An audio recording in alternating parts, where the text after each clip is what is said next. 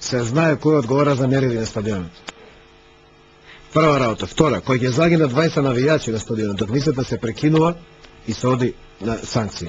Морам да загинаа луѓе на избори, не можете да се амнестирате. Морам да ви кажам дека не ми е јасно зашто амнестирате опозицијата. Не амнестирате, не може да барам одговорност од некој кој закон не одговара. Јас не реков како опозиција говориме, не како поединец. Ама како тврдите вие такво нешто? Не ми е јасно од кај го влечете ова. Од кај ви е на вас можноста да забраните уставното право на председателот на Социјалдемократскиот сојуз да биде во Охрид кога се бирати кој има локални? Никој не брани. Па велите причина била таа што. Па ево сега ќе ви кажам, ние зборуваме нели за демократија. Зборуваме за тоа дека согласно нашето уставно уредување секој може да биде онаму кај што сака на територија на Република Македонија и во кое време. Меѓутоа и во кое време ќе сака. Меѓутоа станува збор за личност од јавен интерес. Станува збор за личност која што околу себе концентрира енергија, позитивна или негативна. Станува збор за личност која што е одговорна пред своја партија ако пред никој друг. Пошто еве вие сакате да дојдете на теза да ги амнестирате од државничка одговорност, еве одговорен пред своја партија. Кога нема државничка моќ, одговорноста произлегува од правата. Јас не се сложам со вас. Права да организира избори. Со вас. Може да зборуваме за државничка одговорност во практицирање на власт, меѓутоа не и во време на избори. Сите имаат своја тежина. И мислам дека не ви оди во прилог да ги амнестирате. Весниците ве нервираат, мислите дека треба да се уреди поинаку. Одиме поред. Не, тоа се ваши зборови. Вие го рековте. Тоа се ваши зборови. Весниците ги прават тензиите кои произведува ова што произведува. Опозицијата ги прави тензиите што го произведува. Бранко Црвенковски не треба да биде во ниеден град кој има избори. Повторно генерализирате. Не генерализирате, тоа се ваши зборови. Вие влечете заклучоци кои што не се мои. Не прашувате, би ги извлекол јас. Вие прашувате што барате од Кочани. Дали ви бевте во Кочани кога вашите активисти, за кои после се испостави дека еден дел биле пуштени од затвор, како што кажуваат изјавите господин Деме, дојдоа во Кочани на вториот крок, јас бев лично таму, претепа еден човек кој купувал бурек, кој потоа заврши во болница, им се собраа кочанчани наоколу, избега со ваш директор на електростопанство во Кочани, во кафеаната на стадионот во Кочани, и беше услов или ќе ги здрват од Тютек, или да бидат отоварени на автобуси и изнесени утре на време избори да ги нема. Што бараат тие луѓе заедно со луѓе од ДБК во Кочани во саботата и да тепаат човек? Што бара? Дали барате одговорност од полицијата или од електростопанство? Секако, ако зборуваме за едно практицирање, односно применување на ист аршин кон сите, нема зашто сега вие да мислите дека по секоја цена ќе бранаме една страна. Кај бевте вие за време на локалните избори? Јас бев во Скопје. Што барате вие во Скопје за време на локалните избори? Ете, тука бевме во централниот штаб, ги чекавме резултатите.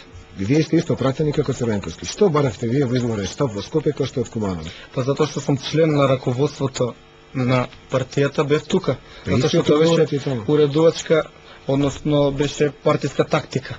Меѓутоа, видите, вие зборувате, односно правите една паралела со премногу големо оправдание за Црвенковски кој што бил на избирачкото место неколку минути пред да настане кукањето.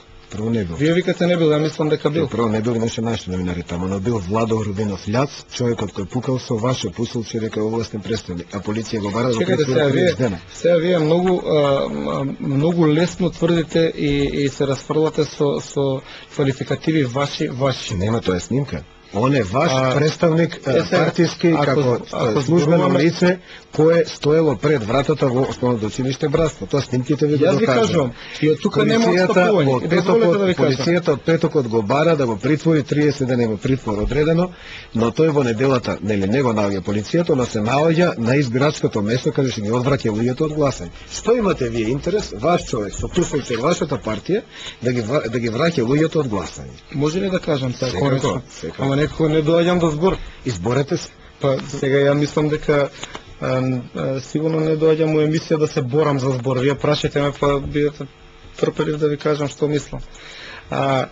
Повторувам, ако не бев јасен, се надам дека ќе бидам сега јасен. Нема зашто кој да биде амнестиран ако има кривична одговорност. Без разлика дали е ваш или е наш, или нивен, или не знам чив.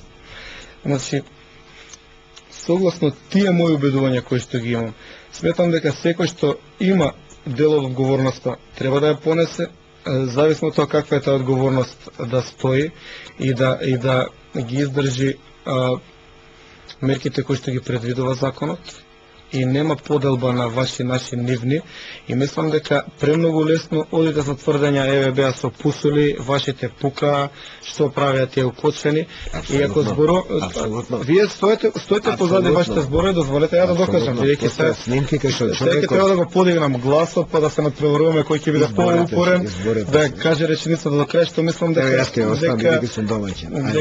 не ни е целта. Значи нема амнестија за никој. Тоа е она што го држам како теза во собранието.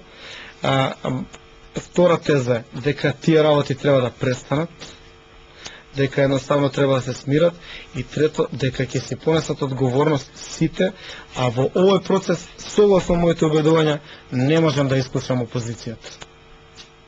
Еве тоа сакам да го кажам. Вие сега можете да ми кажете уште 100 примери. Немам примери. Сигурно на кои што примери може би многу тешко може да се одговори. Кажете ми еден пример каде што активист, симпатизер, функционер на ВМРО-ДПМН или на ДПА бил физички нападнат. Еден.